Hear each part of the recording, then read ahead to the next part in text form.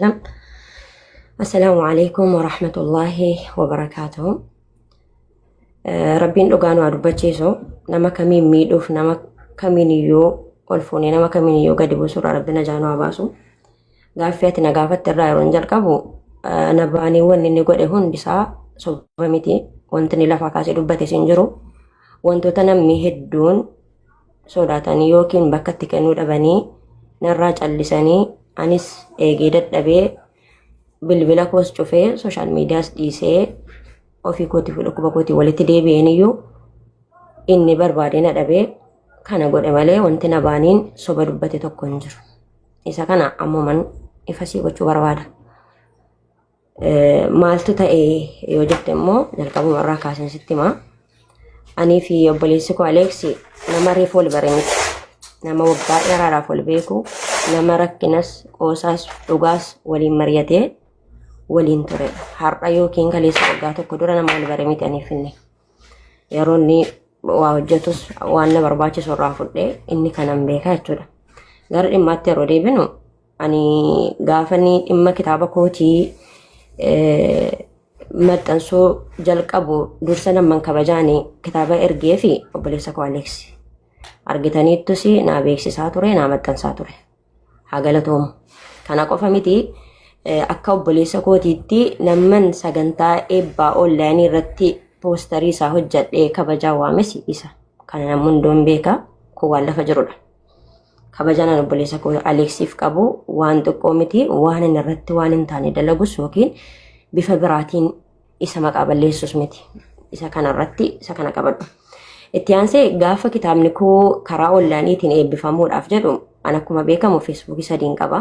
Feesbuukii sadan sana waan na adabuufan tokkorraa gara tokkotti dabarfadha. Yeroon kitaaba kana beeksisuu jalqabu namni garattiin na argatuun qabu. Namoonni hedduun feesbuukii sadii qabda waan ta'eef gar tokkotti deebi'ee yaada jedhu naa kennaa turan.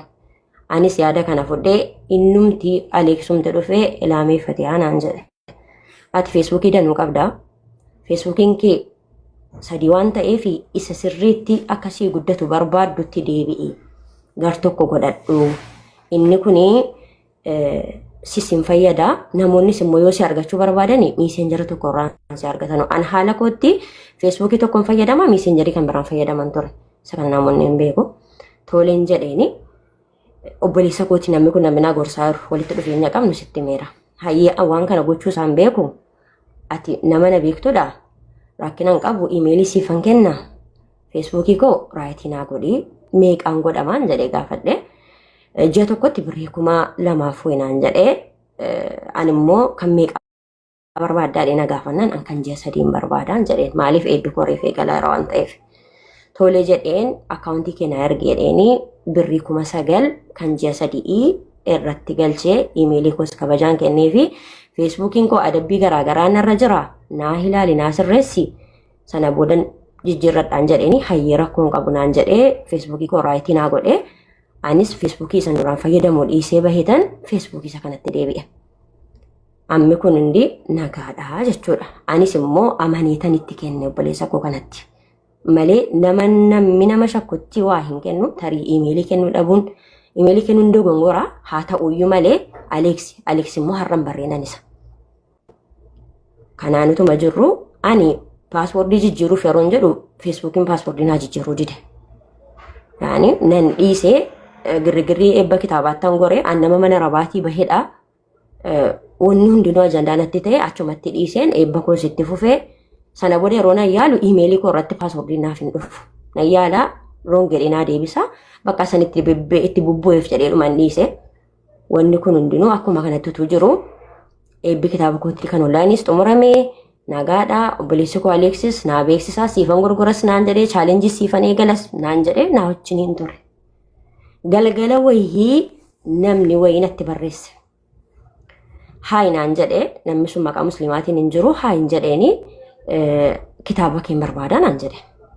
Kitaaba keen barbaadaa kitaaba keen immoo an nama mana kitaabaa qabudha. Bishooftuudhaaf buraayyuurraan mana kitaabaa qaba. Kanaafuu kitaaba kee baay'inaan nama barbaada waan ta'eef jumlaa isaa meeqaan naa kennitaa naan jedhe. Ragaan ni jira sitti nan erga viidiyoon waan hundinuu waraabamee jira waan ta'eef. Jennaan akkuma namoonni fudhataa jiranutti fudhatta.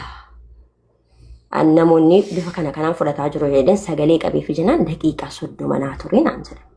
Namni naa barreessaa jiru kun hayyeen jedheeni namoonni biraas kitaaba koo fudhataa turan waan ta'aniif gara biraatti siyyaanne nan eegeeni saatii 5 walakkaa akka Itoophiyaatti saa 11 itti dhufee hin raftee naan jedhe lakki hin rafne jennaani amman dhugaa jiruun sitti immoo barbaada. An maqaan koo dhugaa Roobeel Taasisaan jedhama. Dhaloonni koo Amboodha. An dhaabbata Iinsaa jedhamu dhaabbata mootummaa guddaa keessan hojjedha. Wannan arrasi barbaadeefis immoo dhimma tokkotu jira. Dhimma sananiyyuu sitti muuf dhufe. Dhimmi sun immoo hiccitiidha. Hiccitiin kun immoo si laallata malee ana hin laallatu naan jedhe. Waa'ee koo moo jennaan eeyyee waa'ee kee. Hayyee maal inni hiccitiin sun jennaan hiriyoottan kee dhiirri 2 durbi 2 walii galanii suuraa kee irratti footoshoppii hojjetanii suuraa kee kana gadi baasuuf jedhanii dhaabbata keenya dhimmi kun seenee jennaan gurbaan Jimmaa tokko dhufee intalli kun mucaa biyya kootiiti suuraan si akka hin maxxanfamne naa godhi jedhee jennaan sitti dhufee jennaan namoonni waan akkanaa godhan eenyuun jennaan eenyummaa jaraa ammasitti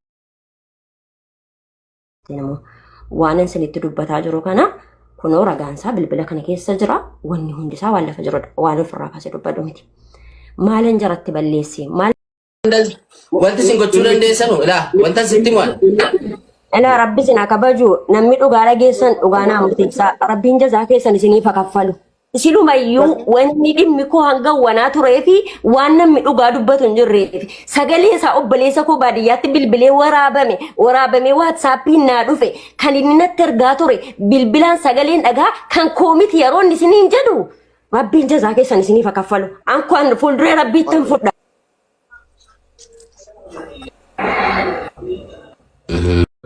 Maal taate maaltu si mudate maaliif badde gara toora miidiyaarraa? Toora miidiyaarraa namni yoo nagaa qabaatedha kan inni miidiyaa miti jireenya isaa yoo jiraatu ani immoo xiqqoo na dhukkubaa waan tureef bilbiluma waan jedhame yoo harkatti qabataan turreen qaxxitaadhuma yoo jechuudha. Sooshaal miidiyaa qabaati. Okay. Aleksiin bakka tokko na galchaanii Taalibuddin simbuu sadiifama. Okay. Maaltu rakkoo ta'e rakkoon haala kamiin uumame maaltu rakkoo uumame?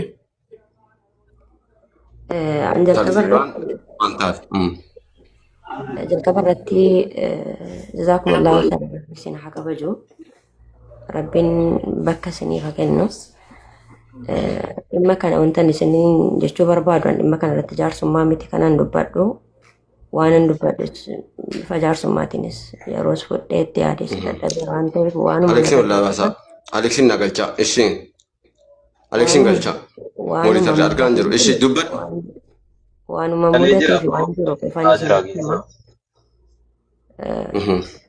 isa kana immoo ani jalqaba irratti waan dubbadhu irratti soba tokko ittiin dabalu wallaahi wabillaahi watallaahi awwaaniin uumamne waan hin taane waan hin godhanne tokko iyyuu hin dabalu. Mee ka'umsi dubbii kana maalidha? Poostii tokko nabaaniin akka inni gadhiisaa ture argaa ture la'a. Nabaan illee kan isa jechoota tokko dhufe naan jennaan sana irratti ka'eeyyuu namni illee maaliif mucaa kana akkam taate maayisa badde jettee barbaadu dhiistee yaada jedhu wayina irratti kaase. San booda egaa ati isii bakka buutee dubbachuu irraa isheen dhuftee afaan siitiin baastee dubbattu. Gaafa isheen dhuftee dubbattee rakkoo si himattee jetti sanarra dhaabbannee dubbachuutu bareedaa jedheen sis tokkummaa naa galchaa tokkeen nufi ka'e. Tokkee mul'adhu meeme. Akka Facebook irratti bahee salaamataa jedhuuni namni inni kaan na arrabsaa inni durbaa na arrabsaa inni dhiiraa na arrabsaa namni Gendaya ajandaan irratti godheera waan ta'eef an filannoo nan qabu seeraan dhiisnaan jedhamee si qofa bira darbinee ustaazota illee maqaa balleessina naan jedhameera anaa jiru ustaazonni maqaan jaraa baduun qabu dhugaa koo rabbittan dhiifadhaa jedheen hanga kana qobaa koo waan kana hunda taaggala dhiiseen bilbila koo cufadhee waa hunda isaa dhaabee onlaayinii dhuma nama hundaa dhiisee haa fayyadamu abbaan humnaa jedhee cufadhee dhiisee guyyaa 10 olan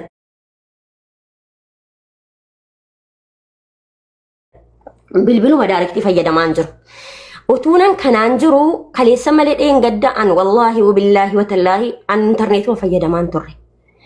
Feesbuukiin amarraa argiteettaa fatee waa'ee kee waan deemaa jiru naan jedhanii isa nabaanii maxxansee argee nabaanii dubbisee egaa ati garan itti si barbaadu nan dhabe dhukkubsattee jirta waan ati keessa turte nan beeka dhimma kee immoo namni furmaata sii godhu akka hin jirre nan beeka kanaafan kana maxxanse silaa seerraa soo ta'e seeraanis humna hin jiru ajandaa soo ta'e maqaan kitaaba keetii badeessis ol galchanii si sarrabsanii hiriyoottan kee deebi'anii sitti diina ta'anii jiru carraan jiru dhugaa kee immoo hin argattu silaa namni dhugaa kee dubbatu hin jiru innumti kun akkas irratti godhame haa beekamuufan kana godhe naan jedhe wanni jiru kanadha dhimma kanammoo namoonni beekanu baay'eedha namoonni silaa furmaata naa gochuu danda'an ni jiru ta'a namoonni jaarsummaa jedhanis ni jiru garuu namni dhufee naan dubbatin jiru wannan amma isinitti hime hundisaa ati yoo barbaadde Ibsaa yeroo dhufan sana jaarsummaa qabame moo maal ta'e jaarsummaa qabame kan lafatti hafee wanna teetus no. Jaarsi si haa dubbatu. Ustaaz maaliif dhiisnaan jettanii dubbii kana jaarsaan fixadhu naan jettanii jaarsi sin jettan kunoo eenyuti ergee maaliif dhufa anaan haasaa meeraa jennaani dubbii kana namni dubbanna jedhe Imraan Taayirii fi Toofiq Tamaamii fi Amaan Shamsuuti jarri siin haasa'uu naan jennan hayyee kabajaa keessaniif kabajaa jaraatiif kissii kanan dhaabadheen isan sila eegaluu adda kutee deebi'ee isaanii mummeerri jaarsummaan kaleessa hin dhufa naan jettan sun jedhee jennaan hamma siin dubbatu obsinaan jedhanii hanga guyyaa har'aa namni naan dubbate hin jiru. Dubbiin jiru isa kanadha. Waa'ee kitaabaa irratti dhiibbaa inni sirratti godhe jira. Eeyyee jira. Kitaaba gurgurtaa keessatti maal keessatti ta'eeramu? Anarra ji'a lamaa fi waa'ee kitaabaa miti waa'ee mataa kootiyyuu quban qabuani. Yoonan kitaaba koo irratti hojjedhe namni naa hojjeta. Kitaabni inni finfinneetti hafe. Kitaabni inni jimma jiru jimmatti hafe. Inni asii ollaaniidha asitti hattamame asitti hafe. Hattaa kana bira darbee Dubaayitti erguu jedhee Dubaayii naami jechuu didee namaan na hojjechiisaa jedhee waa hunda godhee ka'een addaan kutee ammataa koo dhabaan jira jedheen bilbiliin harkaa fuudhamee innaan ofii kootii manatti gale. Har'a sarraa an bakka hin jiru bakka biraati. Yoo barbaachisaa ta'e namoota wajjin jiranus hin bartu. Wanni godhame kanadha. Jaarsummaa yoo jettanis an jaarsummaas eeggadheera. Seera immoo ta'e kabajaa namoota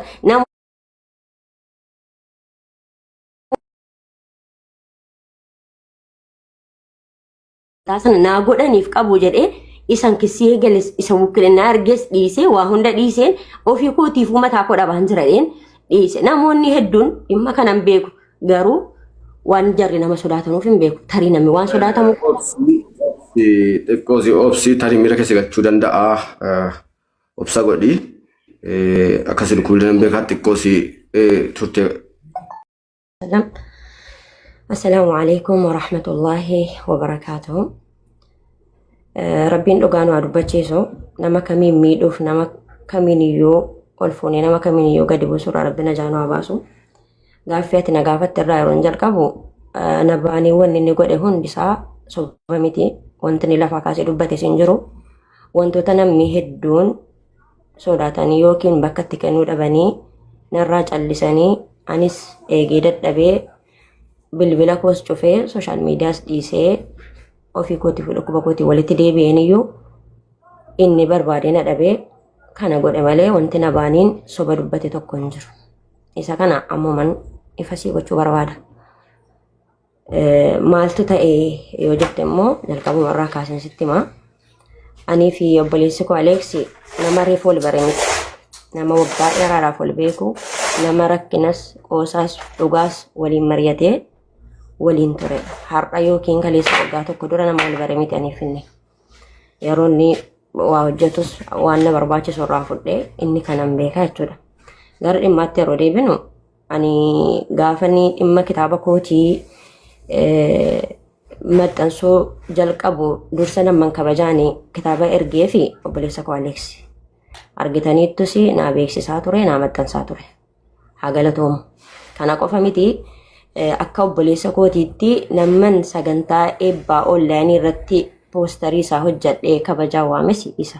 Kana namni hundoon beeka kun waan lafa jirudha. Kabajaan obboleessa koo Aleeksiif qabu waan xiqqoo miti waan inni irratti waan hin taane dalagus yookiin bifa biraatiin isa maqaa balleessus miti. Isa kanarratti isa kana qabadhu. Itti aansee gaafa kitaabni koo karaa onlaayiniitiin eebbifamuudhaaf jedhu an akkuma beekamu feesbuukii sadiin qaba.